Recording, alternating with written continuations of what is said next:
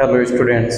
आज हम बात करने वाले हैं, जैसा कि आप लोगों ने पहले के वीडियोस वगैरह देखे होंगे जिसमें हम बिजनेस लॉ और कंपनी लॉ के बारे में क्लासेस परस्यू कर रहे हैं।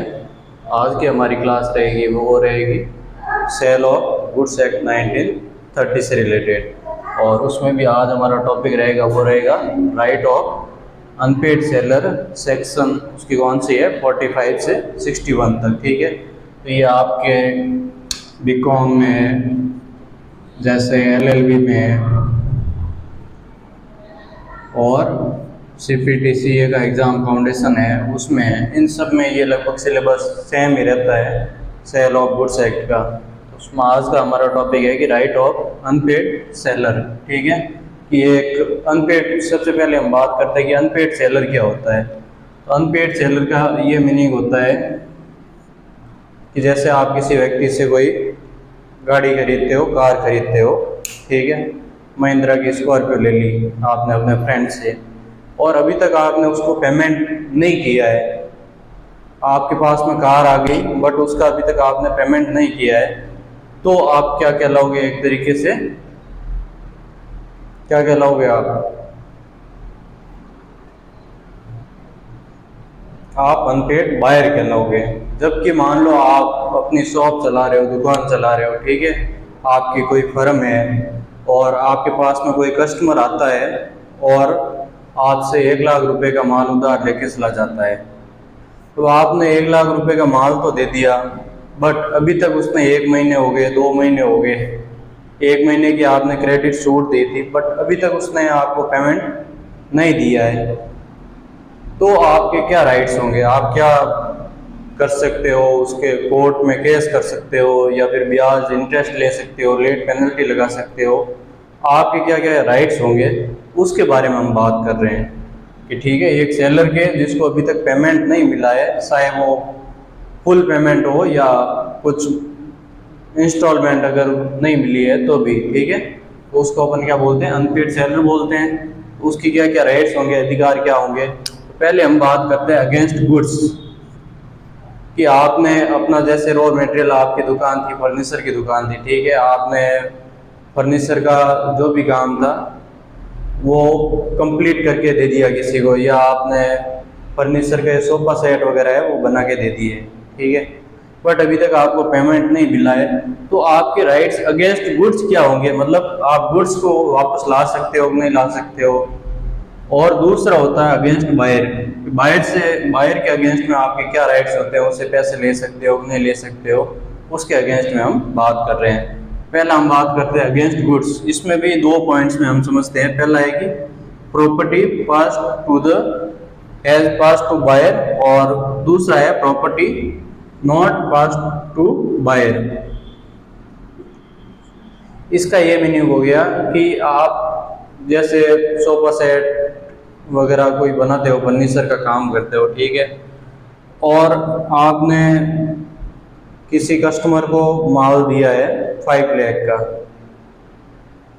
अब उसने बोला ठीक है सर, मैं अभी, मेरे कोई काम है, आज तो मैं माल लेके नहीं जाऊंगा, 15 डेज में मैं आपको पेमेंट कर दूंगा और माल लेके चला जाऊंगा। बट 15 दिन होने के बाद में भी वो क्या है कि अभी तक ना तो उसने पेमेंट किया है और नई गुड्स लेके गया है, तो क्या रहेगा? प्रॉपर्टी नॉट पास्ट, ये वाली कंडीशन लागू हो जाएगी। बट उस कंडीशन में ये हुआ कि आपने तो वो सोफा सेट खरीदने आया था फर्नीचर का, आपने उसको 5 लाख का सामान दे दिया कि ठीक है यार, ये जान पहचान का है, वापस पैसे दे देगा, बट अभी तक उसने आपको पेमेंट नहीं किया है। बट आपकी जो प्रॉपर्टी थी, गुड्स थी, वो आपने उसको ट्रांसफर कर दी है, तो उसके अगेंस्ट में आपके क्या राइट्स रहेंगे? तो पहला राइट होता है राइट ऑफ लीन।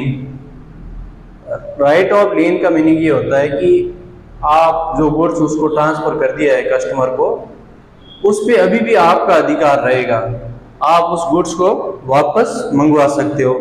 जैसे हम देखते हैं फाइनेंस पे कुछ कार वगैरह, कार फाइनेंस करते हैं, और अगर वो इंस्टॉलमेंट कंप्लीट नहीं चुकाता है तो कार वापस जो बेचने वाला सेलर है, अनपेड सेलर है, उसके कब्जे में वापस आ जाती है, उसको क्या होता है, राइट ऑफ लीन होता है। यही अधिकार होता है कि वो कार को वापस मंगवा देता है अगर कुछ इंस्टॉलमेंट वगैरह पे नहीं की जाती है तो उसी प्रकार ये है कि उसका पहला अधिकार ये रहेगा अनपेड सेलर का कि वो जो भी गुड्स है जैसे कार हो गया, फर्नीचर हो गया, वो वापस अपने अधिकार में ले सकता है। ठीक है।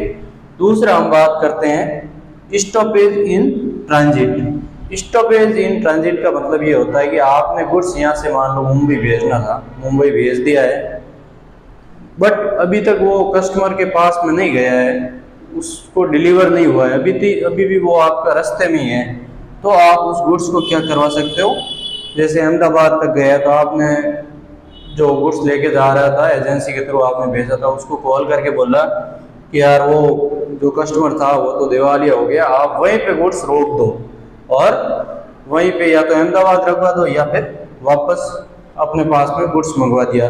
तो इससे क्या होगा कि वो गुड्स है वहाँ उसके पास में नहीं जाएगा, कस्टमर के पास में, और आप उस गुड्स को किसी दूसरे को भी सेल कर सकते हो। ठीक है। फिर हम थर्ड पॉइंट पढ़ते हैं रीसेल। रीसेल का ये मीनिंग होता है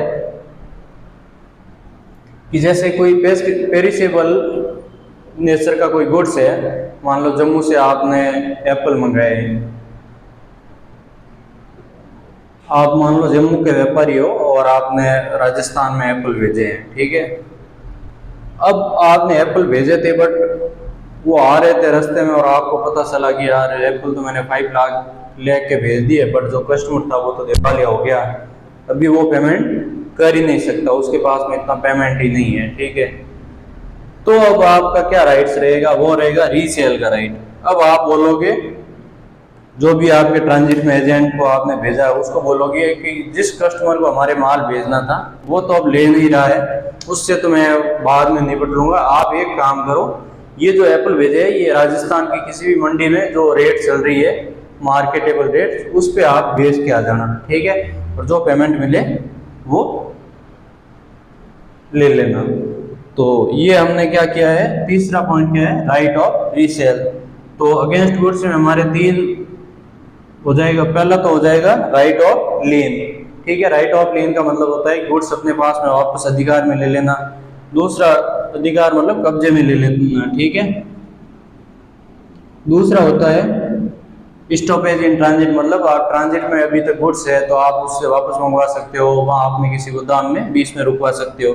तीसरा होता है अगर पेरिसेबल नेचर का कोई गुड्स है तो आप उसको वापस रीसेल भी करवा सकते हो। ठीक है।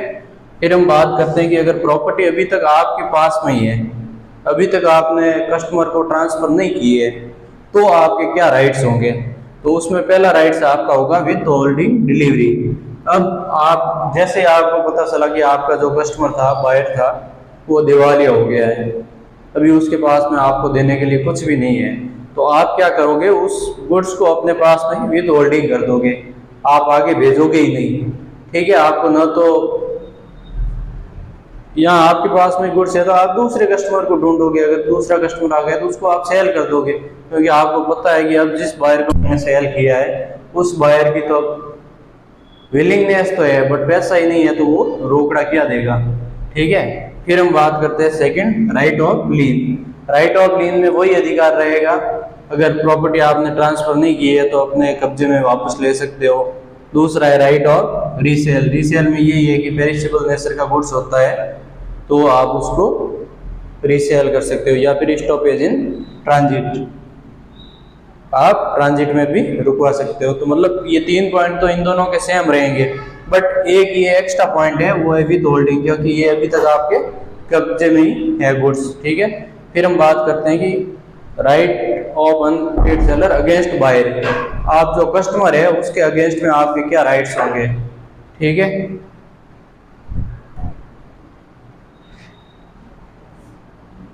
तो अगेंस्ट बायर क्या क्या राइट्स होंगे। पहला आपके राइट होगा सूट फॉर प्राइस। आप जो भी प्राइस है उसकी आप मांग कर सकते हो, जैसे आपने कोई फर्नीचर वगैरह उसको सेल किया है 5 लाख का और अभी तक आपको पेमेंट नहीं मिला है, तो आप कोर्ट में सूट कर सकते हो, फाइल कर सकते हो कि अभी तक हमारा ये पेमेंट नहीं किया है, बट गुड्स उसके पास में ही है, तो ठीक है, आप प्राइस के लिए सूट या दावा कर सकते हो। दूसरा है सूट फॉर डैमेजेस। डैमेजेस का मीनिंग ये होता है कि आपने माल बेचा है बट उसने अगर आपको पेमेंट टाइम पे नहीं किया है, तो आपने क्या किया था, उसको स्टॉपेज इन ट्रांजिट में रखवा के किसी सेकंड पार्टी को भेज दिया है, बट वो माल उसके ऑर्डर पे हमने बनाया था, उसके डिजाइन के अकॉर्डिंग बनवाया था, बट उतना पैसा हमें नहीं मिला है जितना पैसा हमने फर्स्ट पार्टी बायर से एग्रीमेंट किया था। तो हम क्या भरपाई करवा सकते हैं, डैमेजेस की भरपाई करवा सकते हैं कि यार ये इतने में एग्रीमेंट किया था बट इतना पैसा तो वापस रीसेल ही नहीं हुआ, इतनी वैल्यू तो हमें मिली ही नहीं है, हमें तो क्या हो गया, जो भी आपको डैमेजेस एक्चुअल मूल्य वगैरह और आपने रीसेल किया उसमें डिफरेंस रहेगा, वो आपको पे करने के लिए लायबल है। थर्ड हम बात करते हैं suit for interest. Suit for interest का ये मीनिंग हो गया कि आप जैसे 15 डेज के लिए आपने किसी को क्रेडिट सेल पे आपने माल बेचा है, अब 15 दिन में वो आपको पेमेंट नहीं दे रहा है, तो आप उससे क्या मांग कर सकते हो कि मैं 15 डेज की आपको और क्रेडिट दे रहा हूँ, बट उस पर आपको 12% रेट से आपको इंटरेस्ट देना पड़ेगा, ठीक है। या फिर आप जो भी मान लो ज़्यादा टाइम पीरियड हो गया है, अब जो भी आपका कस्टमर है वो बोल रहा है सर अब मैं पैसे आपको दे रहा हूँ, आप ये गुड्स हमें दे दीजिए, अब आप उस वो जो भी क्रेडिट पीरियड था उसके बाद का जो टाइम पीरियड होगा उसके लिए आप इंटरेस्ट की डिमांड भी कर सकते हो। Thank you. आज का हमारा टॉपिक था राइट ऑफ अनपेड सेलर, और उस पर हमने पढ़े कि अगेंस्ट गुड्स क्या राइट्स होंगे और अगेंस्ट बायर क्या राइट्स होंगे, ठीक है। Thank you.